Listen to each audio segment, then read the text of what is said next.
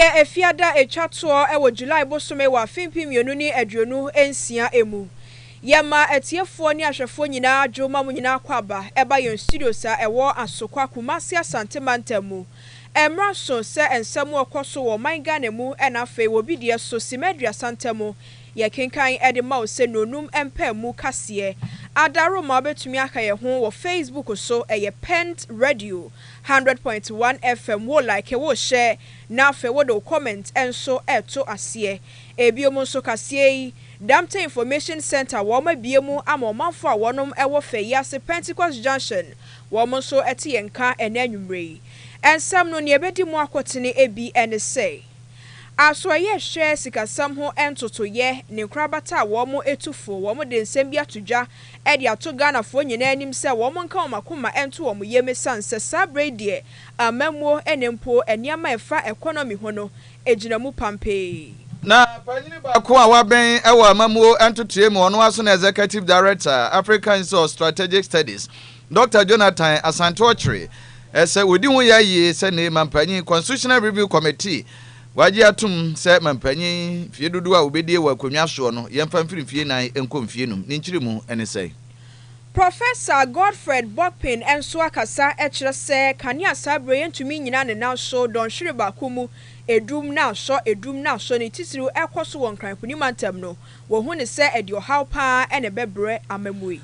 Ghana mampanyi na dan kwakufu adum fimpie na duonu ba akoso ena hyehyeye ba ye se rotos ahodo ani agino ma Ghana mu no mpanyifo atwam nene mrahye bebiafo eko ho atrase se ban pese wosan so ede eba biewu na dignity wu achirim se bra ban no tu abandada no tu sa na mo no na ene kwanso a eno no ene eko so mrahye bedwafie di mu amanbo no ebetomanim Yebeda Ohene Spices and Ohene non dairy powdered milk as se nanwumre waso yasene wase yenkan 4 spices yi and afei non dairy powdered milk no emfa emma wonti aduane bi a woye bia enkwan enam na opese o steam ho froye na opese o ye noodles jollof rice aduane bia esese okokopɛ Ohene Spices ni bi flavors eyankono ye wo chicken beef, shrimp, jollof rice, ginger, na garlic, yewo stew, goat, noodles, and a fried rice. Non-dairy powdered milk and so on mafra any panyufo nyina wo bia betumi adibi. Se wo pe bia to a wo kosto bia wo tonton nuane ho nioma enye na nanso e bia na wo penduduo mu atudi a ene na wa frem panyufo e wa homai so. Eye 0207805398 now the way so aka ho bia wo fredi edikan no a na wonsa anka wonom eye 0244525908 Ohene Spices eye de yi enanwumre ya wo beti enka medin e de Afia Fosuhemaa ena Kakyire Kwabena Badu ya da hotel ya ba ensem nkiri mu ebeto aso Pent Radio Kasiye boy adwumaku a afa ho ka eye Ohene Spices ene Ohene non dairy powdered milk afei yanye bre ne yanye ensem no enso enkire mu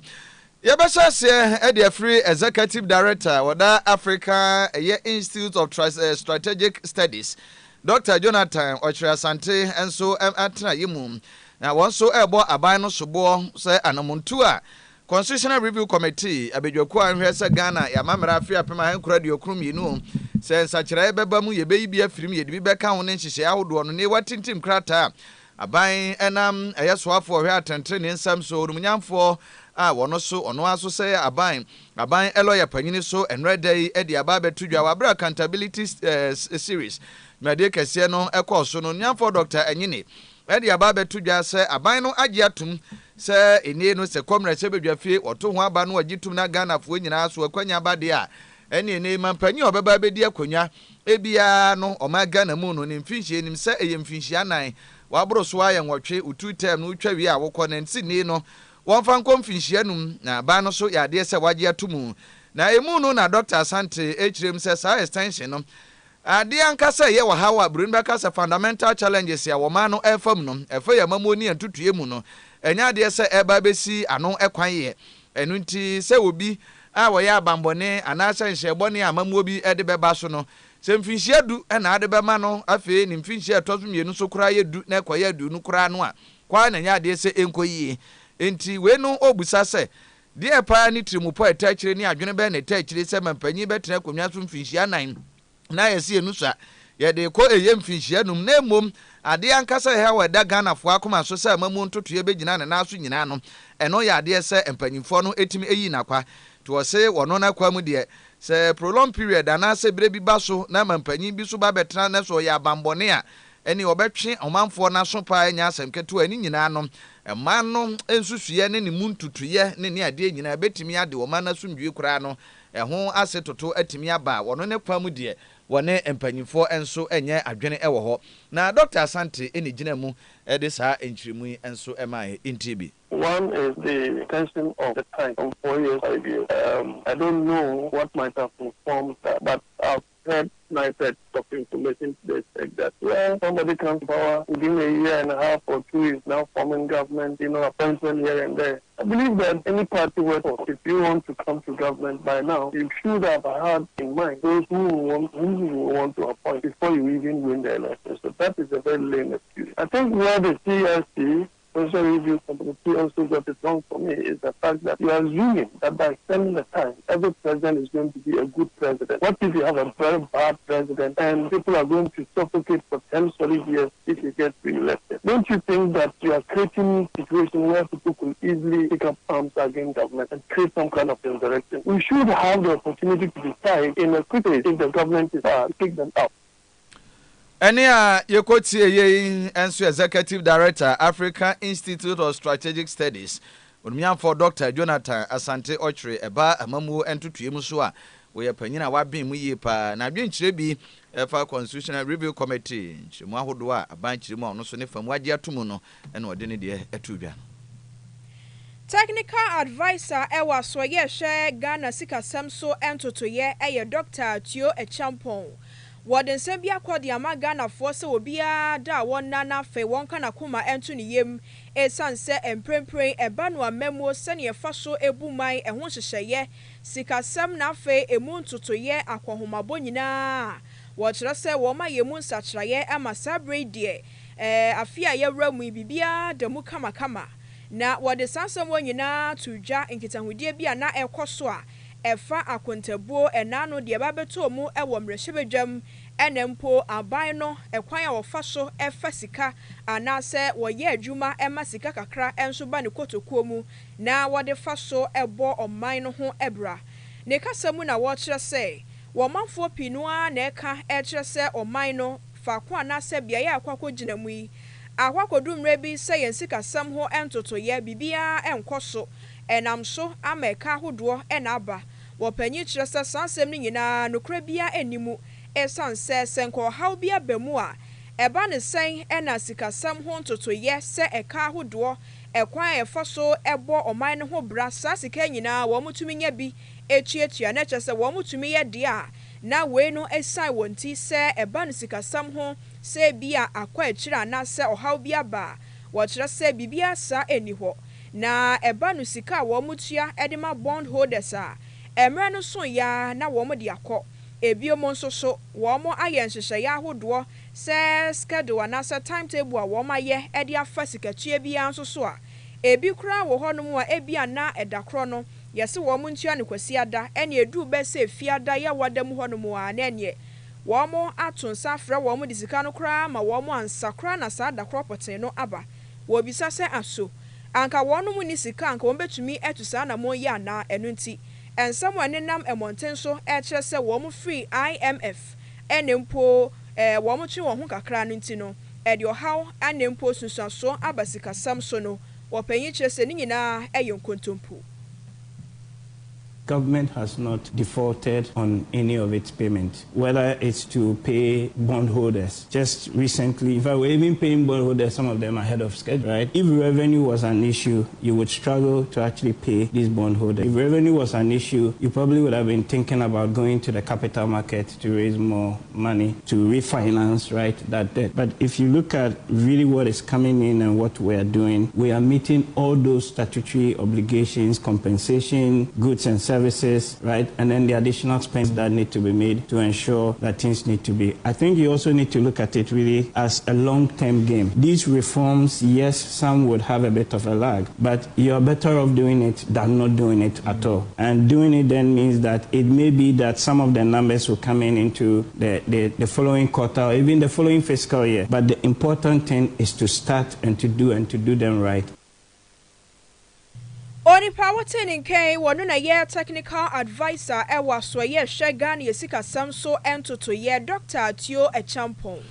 Enemra sebadwafo ekọ atrase na ni nyina mu no eye nhyiamu a etwato a wono so ode kọ wahome mu na ni nyina mu no eye dwumade behodo bebre ene baaye a otoato adwene enso ede fa ho be ahodo bi wo ho a ne kọ mra sebadwafie no so ekọkọje ede atumu na baako ebeto obama so na mpanyimfo kyerɛkyerɛ adwene ɛwɔ ho no ɛyɛ Ghana roto a ya droba fo ahodo of fire kwantempo ahodo so mimse mfimpim aduonu baako so 2021 na dankwa akufo ado abrɛ so ɛhɔ mera na urumnyamfo amoakwata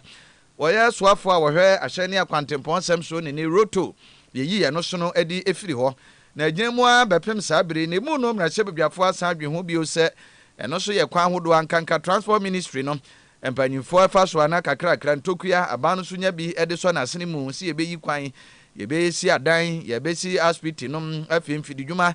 enye no so nkonma sua dwade ntotoye nyina begina ne naso ani nyina kakrakra abano foto abamu ene odi press ampunto yi etine adwendwen no ne adwentoato ano koso wo mrache bedwafie na emu no na bimbila mrache bedwane ankane so afo ano hwe Ghana ho ba bonsem so nyamfo Dominic Nitiwo ede etudwase eneno abana dankwa akufo adobre so de ntia roto kokko yifiri wone de amanfo kasa ne so na ne kwan so anu no a roba ni bia ne Ghana ni bia otwishan edefa akwantempo so ba bia na to wo se sa nipa no ne komudwo no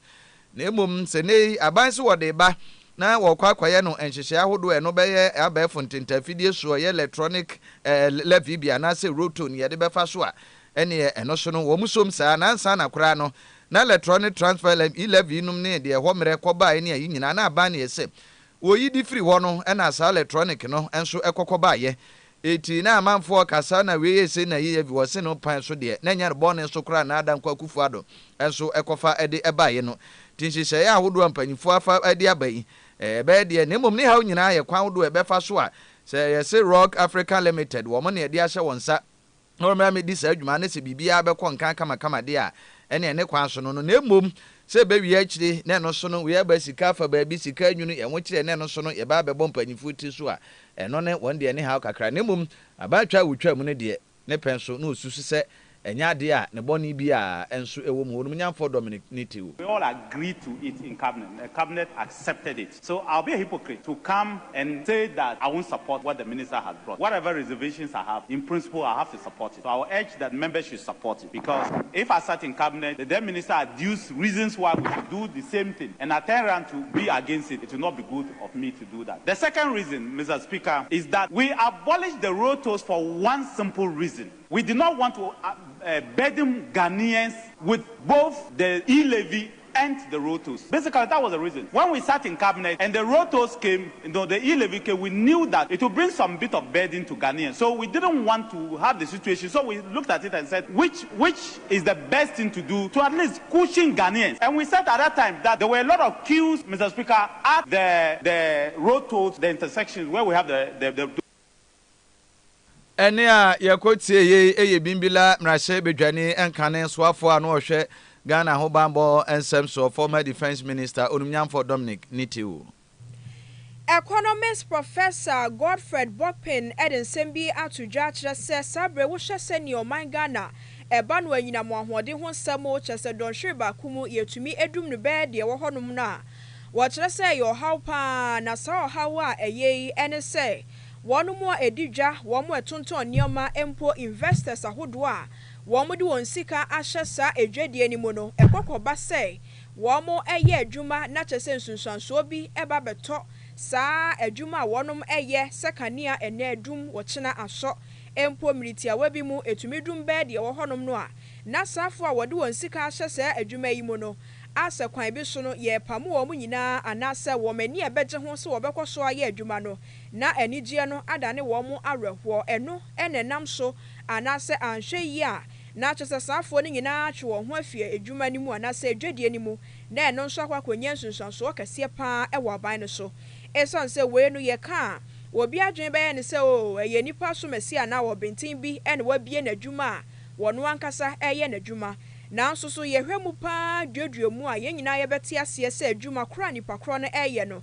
ne nyina ekafo a nipa kro wo betua tax afen so sika hodo bi wo hono mu a eno nso ne nyina bekọ aban fotuo ni mu enti saa sika no anamfasode no se ye ka se ebia nipa kro no na enya ne ho ne wabie ni dwa ene yedum kanea ebia na wode anyina mo ahoden se ye fridge anampo saloon ene wohohoro nkrofo ti mu wo hono mu mpo a na ye ka se yo no anadwuma ekwa eba besi aban no aso se sika wo mo nso so wo behwe foto ahodo no ne nyina ebehwere wo mo nti opanyi yi ekire aban no ema nani enhuhu yie pa wade sansem wo nyina atudwa ewo bank business seminar koso emra na etiasem eye transforming cross border trade ho ena professor Bopin esane nsem ni nyina eguye. If the state fails, the private sector will step in, and that becomes what? Expensive, okay? Then the state must provide reliable power. The whole of Accra for the past 6 hours, we have been without power. We are becoming a failed state. Can you imagine in a serious country, your capital has been without power for almost 6 hours? That is not something we should talk about as theory. That is serious. I don't want to even talk about it as a security threat, right? This is not like something we should laugh over, but can you imagine 6 hours? The nation's capital is without power. What is the backup? What is the plan? How do we move forward with this? How do we move forward with this? How do investors plan with this? How do investors do their business model with this? We should not allow this to continue. Oni Powerton in K, a economist Professor Godfred Bopin nsem na wodi ye be free and also prof nsem so na BPM ewa Asante Mante Kropon Kumasi mu. Na Dr. Mohammed Ibn Chambers wono na akopiem abibrim nyina kabomuko a African Union High Representative for Silencing the Guns na mene bi atwa mu so no ekọ adwumako no eba be ye wonye wontitrani na wono na ebo amane esrese ba bi akudu no ehu behia pa se oman no ye bekeka ne masiani eba enwasuamu a ye betete mabunu na daache wo so no wonim die no betimi aba beboa ma oman no atumpo na nkonkwa ase bi asuku no kro eni ekọ no saa keke na ni nyina no Prempeh College won finhia adwumade kase no koso woto won safre na nanom afi wonom a wafa suku yi mu alumni aban empanyimfo ahodo won nyina ene empanyimfo ahodo enso eba bi na wo so wo bu nkompo akọhwe wanchi suku yi bra wo hya ase empempenso a waba be drum empanyimfo a wafam ene wo mo ahodo a watimi ade aboa oman ewiase ene abibrem nyina na Dr. Mohammed Ibn Chambers ono so ye alumni ema ye Prempeh College anase amanfo yesuku yi a oba omaga na mu ene abibrem kura no a ye ka ntoaso anasa dantemo de SHS a eno so agini din bo no homoden pa mpanyimfo a beka se memo a wafam ne woboa oman no sectors ahodo bibiri eniti oto won safre panyino beka sa adwumadi na ase na wo kirem se nwasua mapa no ade a betimi ahye emaburu no nkura beboa obenya ntete mapa nye no sonko efie nyansan kasa bewura won na akwanya so beba won so ndaache beboa oman no empuntu na wode kokobo so eman se society anase mpasua bia na wo ma bia wa momoden se nwasua mapa no ede mfaso beba se betimi abia enwuma mabu na nkasa betimi de wo nsa aye bibie no eno kokowie akira de daache ntitimu ba enye no sonko insecurity ankasa asumdwe etototo na se ani mpo akon ade eba bibrema ma ahodo so bebre akon paso na omanfo no so no dodo no wa sabio nya nwasua mu nyansa no saafo no wo kan na wontehwe are na chese wo kotutu okodi boni kohwie mu jagu a chese example bebre wo ho betimi de aye ntoto ho a ti we no ya kwanya kase a wo srese aban ene empanyimfo ahodo eba nwasua mu a eni kwasa no so no otototo no ase na entie Dr. Mohammed Ibn Chambers. The young people lack opportunities for quality education, meaningful employment, and civic participation. The forces of division and conflict found fertile ground.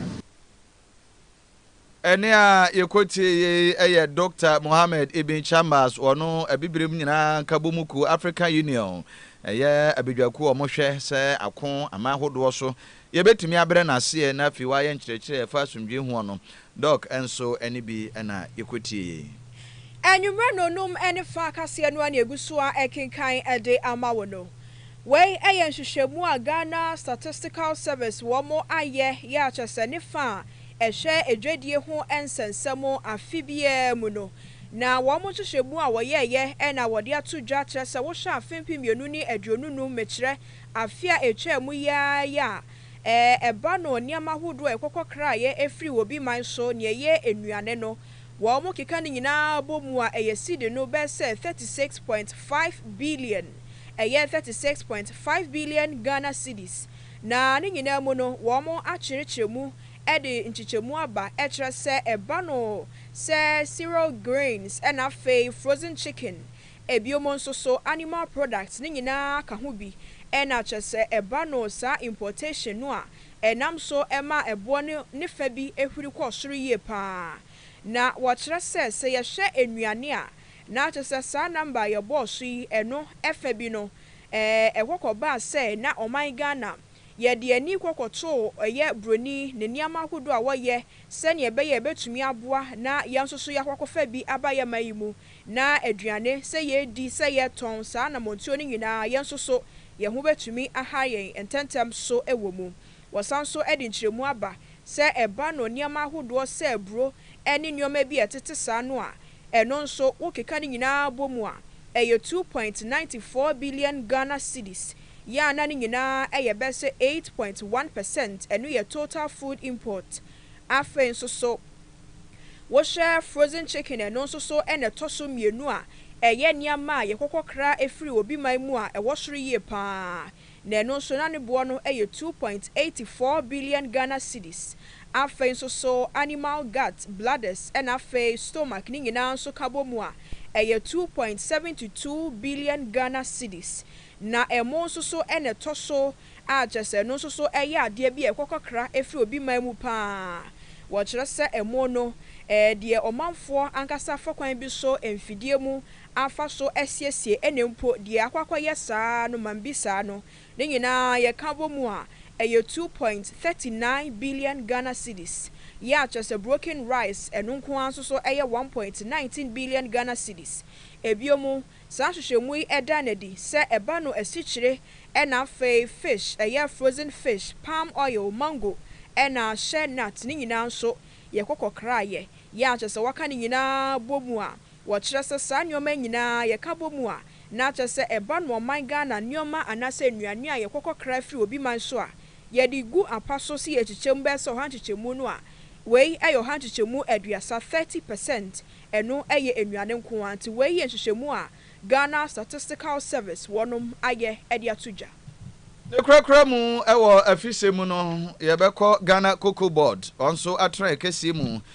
Onunyamfo Thomas Nyakwampem ono na esoafo abedi akire ohwe Ghana enwasua ensem so anase we no eyisikasem entotoye.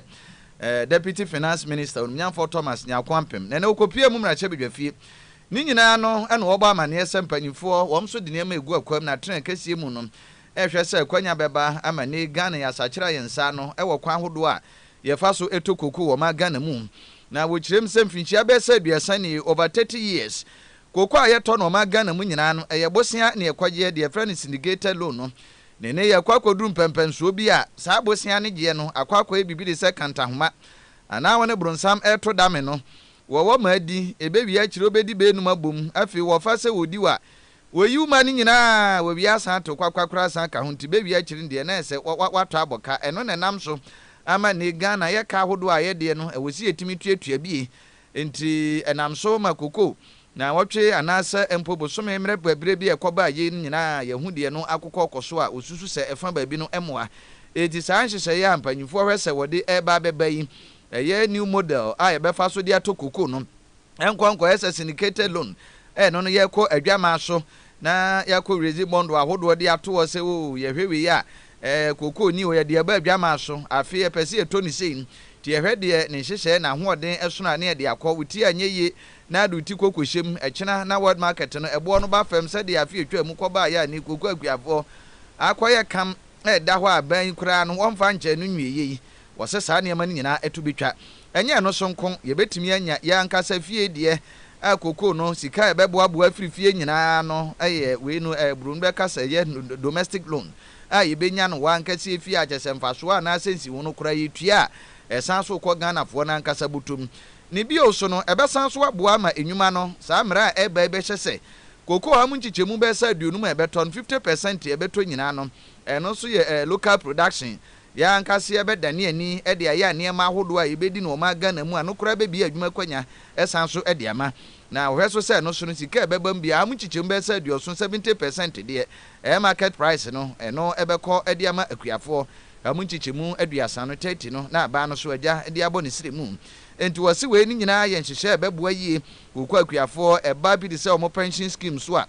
nhyehyɛ yɛ adeɛ sɛ ɛbɛkɔba enwasua fam so no educational trust fund ni nyinaa bɛwuram ama kokɔ akuafoɔ wɔma so wɔn pɛ so ɔmo to ɔmo asua so nyinaa no ɛno so atumi aboa na ɛno akyiri ne kɛseɛ paa manso a ɛne ɛda ne da no akuafoɔ ne abantam yɛde buo we aba yɛtwɛn esua yɛte so ne saa nneɛma nyinaa so no ɛba bi yi ɛde afiro onnyamfo Thomas Nyankwampem na ɛsoafo abɛde akyira wɔhwɛ Ghana esikasɛm ɛntoto yɛ so ne nkyire mu a wɔde to dwani. This bill is seeking to do a number of things. We all know that for 32 years, Cocoa Board relied on the syndicated loan structure to finance cocoa purchases in this country. But following the mismanagement of the economy that led to our debt restructuring, Cocoa Board could not access syndicated loans again. That forced Cocoa Board to resort to the buyer-led funding model. This bill is coming out with a new funding model that will let Cocoa Board source for funding locally to purchase our cocoa beans from our hard-working farmers. This new bill is bringing out a new arrangement where the beans will be available for our local processing companies. And the bill is saying that at least 50% of our cocoa produced here should be processed locally to add value and to create jobs for our people. Apart from the policy announcement that government has made that we want 70%, a minimum of 70%. Onumnyamfo Thomas Nyankwampem ona esoafo abedi akyira a wohwe Ghana sikasem entoto yeso Deputy Finance Minister ne bi na yekotie yebegyina so yanwumre nonum ne fa kase abo Pent Radio 100.1 ye home ye giaboafo nkrato ye ba ye didi aka nyina ebeto amso Midofo a minni hu agro na say die waduane ne gya no ayɛ soronko anyo mura ohinere spices abefi aduane de ayɛ soronko ohinere chicken seasoning se wo toto wo che ana wo ye akokɔ nam ho bibia fa kakra som froye no ohinere stew seasoning no bema na jeta jollof no ohinere jollof seasoning ma no hwam ne odew mu odew fried rice no kra die ohinere fried rice seasoning e ma me fredwa frede aponchin kakra no me do ohinere go seasoning na ye asam na ne se mira ohinere seasoning powder ye woni beef shrimp noodles any de keke ka ho anunsu e de aduane ne hwam ne de no ubedie de bio enti obapa ohinere spices aba ma ye aduane no aye de efise ni die ne nso aye de ohinere spices e de ye e wo dwa hodro mu eto phone for 020-780-5398 and 0244-525908 FDA agi edwadien kratoi atum yebama adesumai akwa ba ebewura agukase mu nsemu enso ekakra na Ghana Blast Satellites yenuanom a wonya mfinhia aduonu enso emroso ye under 20 team no ene wom so gina akono na West Africa Football Union ye wafu na de kese no so ekoso 2026 no kwaso ye musokro la Cote d'Ivoire ukropon mu no Ghana yeso ye gina mu dendenden pa na ye first match ye kobo ene nuanom Nigeria eso ye mu twa kanan eme atimu mienu nti ye second match owura maso ekunadu ye coach a woda itim ya no ekone de ne ye kone ni bere so pa no asade ebo mu no se ye kokonkoden sebe ya ye betimi ahye nuanom Burkina Faso ne ko wi akiri no ekoye 1-1 anase atipreko ni nyina nse Burkina kura ne kwhye ke din kan ene yekonkodi a yesu yitimete sa aka no ntwi no aka last match ni Togo ene de be hye so we no ye kono de ye sanso wakwanya si timi se Togo di a ne 4 points ye dem a ya qualify no so no ye koye ni mu na enua Joseph Badu wono ene timete ka no ebo a ye ema sese de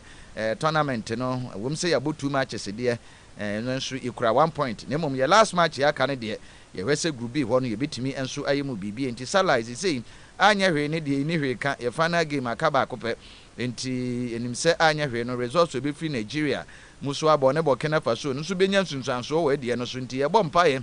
eza ye hye no ye hye Togo no ne ye hwe se Nigeria so ne omdo omho oden pa amde ye ba junior teams ne de a omho oden wo ho ti enim se anya bia na obetimi ahye Burkina fo na omhye Burkina de a ne no de akwanya aba ama yeso yetimi atoso mienu akonkoden akọ yenim ye West Africa Football Union wafu tournament ya eno so ekoso la Cote d'Ivoire no emu ye ba gina so na watwi awie ye no ne fa kase ebo a eneda fie yensa kan ye no ye de ni nyina enso asi na asida PCB ewo mu a yemfa bi emfa ma Henry Spices no Henry non dairy powdered milk na spices no flavors no ahodo no ye wo chicken wo beef wo shrimp wo jollof rice ginger ne garlic no ni nyina tuatua stew de ho goat na ansa aponche de no papa bi indomie ni noodles ni nyina no de ho fried rice enu nti enuane ahodo bi a wo ye no ye ho spices ya de ebo ayi wo Henry Spices o se ede non dairy powdered milk no so nkura ne mpanyimfo a na special de abantu nuane a wudie bia nso mu a ye de powdered milk egumu ne de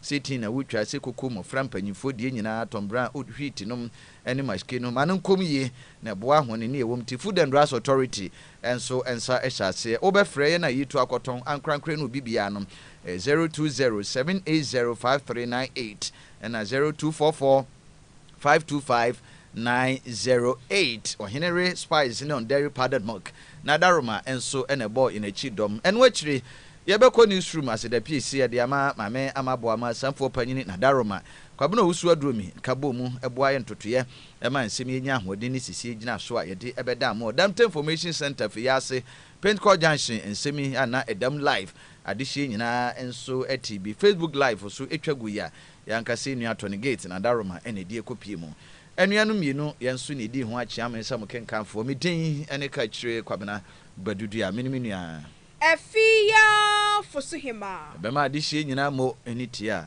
enyado me dofo a minnu